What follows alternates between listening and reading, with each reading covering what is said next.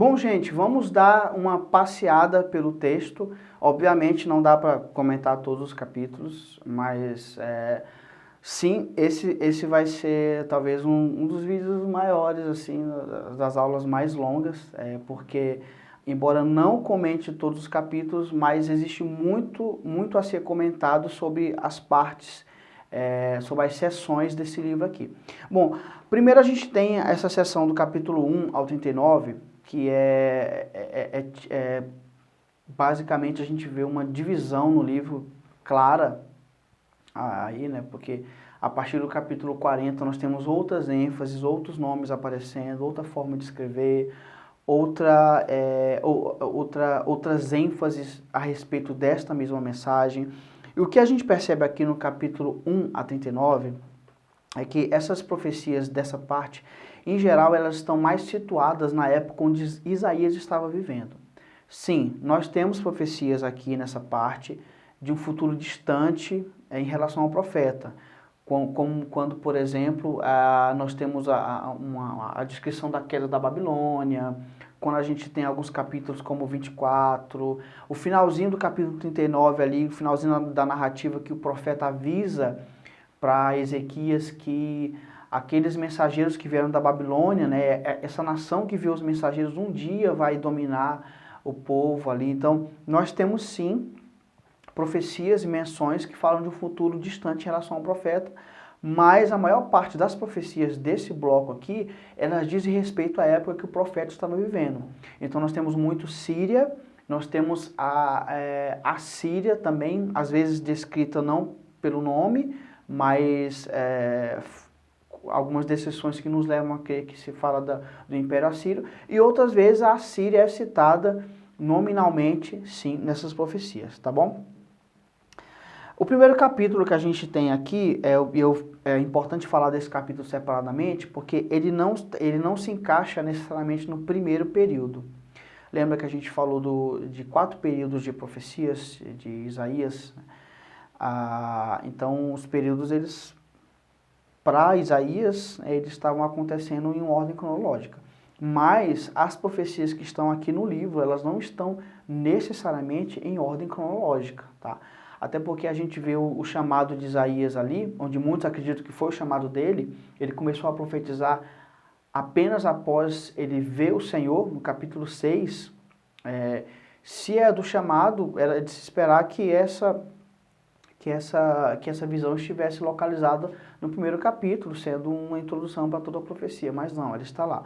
Então nós temos assim, nós não temos uma ordem cronológica nas profecias, elas são agrupadas por assuntos, muitas vezes, e tudo mais, tá bom? Esse primeiro capítulo aqui a gente não está em um período de Uzias e de Jotão, porque o período de Uzias e de Jotão era um período que tinha prosperidade, e era um período onde eles não estavam sendo tão ameaçados assim em suas fronteiras e não estavam sendo dominados por nenhum povo, né? Ao contrário do que diz o capítulo 1 aqui do texto, né? O versículo 7 fala: a terra está assolada, as vossas cidades consumidas pelo fogo, a vossa lavoura os estranhos devoraram em vossa presença, a terra se acha devastada como numa subversão de estranhos. Então isso fala muito sobre uma invasão estrangeira, sobre um domínio estrangeiro. O versículo 8 do capítulo 1 fala: a filha de Sião é deixada como choça na vinha, como palhoça no pepinal. Por que ele está comparando isso? Eu não sei se você veio do interior, mas assim, uma roça, normalmente se constrói palhoças assim no meio da roça, porque os trabalhadores vão lá, sejam para plantar ou sejam para colher, e normalmente se a roça estiver longe da casa ali, eles fazem uma pequena palhoça, uma barraca improvisada, para eles poderem descansar nos momentos mais quentes do dia, ou poder sentar ali e comer, para depois voltar ao trabalho, não precisar voltar lá na casa deles. Então, aí quando ele fala que é uma choça, é uma palhoça no pepinal, é isso, que é uma casinha no meio do nada. Principalmente depois que você faz toda a colheita, aquela casa fica jogada, abandonada ali, é uma coisa provisória, assim, não vai ser cuidado, ninguém vai morar ali. Quando depois da colheita ela fica ali jogada. E provavelmente na próxima colheita vão ter que construir de novo, alguma coisa assim. E quando ele fala que Jerusalém, né, é a filha de Sião é uma referência direta a Jerusalém, né, porque Jerusalém está sob os montes, o Monte Sião. Então, que ela está sendo deixada como uma palhoça no pepinal, como uma choça, quer dizer, ela está sozinha no meio do nada. Nós temos devastação ao redor dela e ela está sozinha ali. Então, esse primeiro capítulo aqui, ele se encaixa melhor com a época em que Acaz está reinando, que é uma época que a Síria já está vindo com tudo, e nós temos levantes da guerra síria-efraimita para tentar derrotar Jerusalém. A Síria ajuda, mas ela cobra o preço dela depois, né? Ou então a gente pode estar falando também da época de Senaqueribe, quando ele vem invadir, ele vem tentar entrar em Jerusalém, e Ezequias não quer deixar. Para ele chegar em Jerusalém, ele foi devastando várias cidades fortificadas da região da Judéia. Então, esse também é um ambiente que combina, né, com essa coisa de a Jerusalém está sendo deixada como uma palhoça, assim, no meio do nada, no deserto. Está tudo destruído ao redor dela e ela está ali sozinha, esquecida, tá? O versículo 10 aqui, nós temos ao mesmo tempo que é uma descrição dessa calamidade, a gente tem em todo o texto uma denúncia do pecado. Então, eles são chamados de moradores de Sodoma. O povo é comparado com habitantes de Sodoma e Gomorra, por causa do muito pecado deles. Então, ao mesmo tempo que a gente tem o juízo, mas o porquê desse juízo, o porquê daquilo está acontecendo com eles. Agora, os capítulo 2 ao capítulo 5 são profecias do primeiro período, ou seja, que é assim, o último momento do reinado de Uzias, passa por Jotão até Acaz se levantar. São profecias que estão aqui normalmente agrupadas do capítulo 2 ao capítulo 5, e elas têm sido descritas como desse período de Isaías está profetizando. Aqui nesses capítulos a gente tem uma denúncia forte à injustiça social. E essas profecias elas se assemelham muito ao tipo de mensagem que Amós estava levando lá no Reino Norte, porque Isaías foi contemporâneo de Amós. Só que Amós ele está profetizando em outra parte de Israel e Isaías está profetizando aqui no Reino Sul, em Jerusalém. Só que tanto a parte norte como a parte sul, eles estão tendo um momento de prosperidade, de paz em suas fronteiras, ou quando eles fazem guerras, eles são bem-sucedidos. Então, nós temos denúncias aqui, por exemplo, a gente chega no capítulo 3, contra as filhas de Jerusalém, as filhas de Sião, né? Porque elas andam com uma cabeça altiva, né? Mas Deus fala, visto que são altivas as filhas de Sião, versículo 16 do capítulo 3, e andam de pescoço emproado, de olhares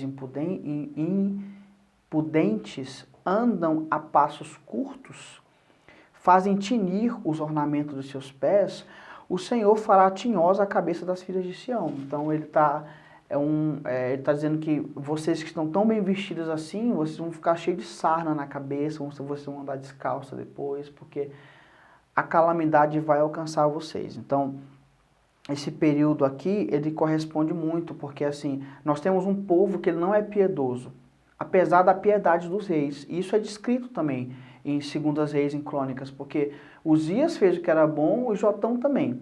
Só que Jotão não foi tão bom quanto o pai dele, e então ele tem uma certa piedade, ele tem um temor do Senhor, mas ele não faz com que isso chegue ao povo. Ele permite que o povo ainda sacrifique nos lugares altos, ele não tira os altares idólatras dos arredores ali e tudo mais. Então, essas profecias elas são normalmente contra o povo, porque o rei é um homem impiedoso, só que o povo em questão é um povo que está na impiedade, que está no pecado, porque o rei também tem sua parcela aí de culpa, digamos assim, ele não consegue estender esse ensinamento para o povo aí. Então, nós temos prosperidade nesse tempo, nós temos uma bonança, mas a gente tem também uma falta de caráter do povo, né? Uma injustiça social acontecendo ali no meio deles. Então, isso são as principais características da natureza profética do capítulo 2 ao capítulo 5, tá, pessoal? Aí alguns versículos aqui que chamam a atenção, né? Fala o seguinte no capítulo 2, 2 a 5. Para lá fluirão todos os povos, de Sião sairá a lei, converterão suas lanças em podadeiras. A gente tem aqui as primeiras aparições de uma salvação para todos os povos, né? E de uma citação assim, direta ou indireta ao Messias. E o que antes eles usavam para guerra, eles vão usar agora para terra, para plantio, né? Como se pegassem ferramentas que eram para guerra e fizessem daquelas ferramentas coisas de trabalho do dia a dia, porque ninguém mais vai estar guerreando. Então, de Sião vai sair a lei, porque de Sião vai sair a salvação, a mensagem do Cristo para todos os povos, né? O dia do Senhor será contra todo altivo e todo soberbo. Isso está no versículo 12 do capítulo 2. É importante a gente falar sobre o dia do Senhor. Esse tema você vai se deparar várias vezes, não só aqui em Isaías, mas em outras literaturas proféticas. O dia do Senhor, o que que é?